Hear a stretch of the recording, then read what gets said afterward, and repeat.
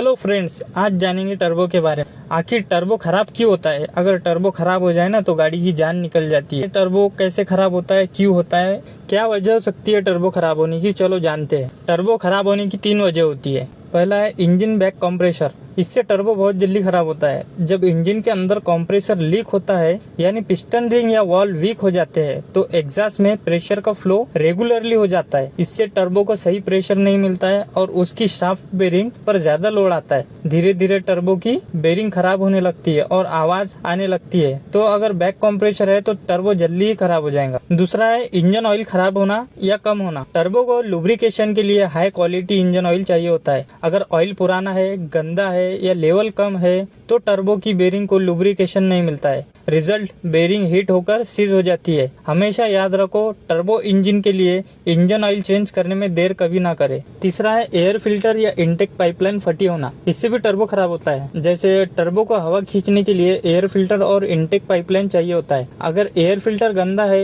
या पाइप फट गया है तो धूल मिट्टी सीधे टर्बो के अंदर जाती है। इससे टर्बो के ब्लेड्स कटने लगते हैं और बैलेंस बिगड़ जाता है। धीरे धीरे टर्बो खराब हो जाता है। अगर टर्बो चेंज कर रहे हो तो सबसे पहले ऑयल चेंज करना जरूरी है, ऑयल फिल्टर बदलना जरूरी है और जो एयर की जो पाइपलाइन रहती है वो भी क्लीन करना जरूरी है और जो इंटरकूलर होता है, जो गैसेस चलती है टर्बो से, वो भी क्लीन करना जरूरी है। नहीं तो हर टर्बो आपका जैसे कि वैसे ही हो जाएगा। अगर ये वीडियो पसंद आया तो लाइक करो, अपने दोस्तों को शेयर करो और ऐसे ही कार रिपेयरिंग टिप्स के लिए सब्सक्राइब करो।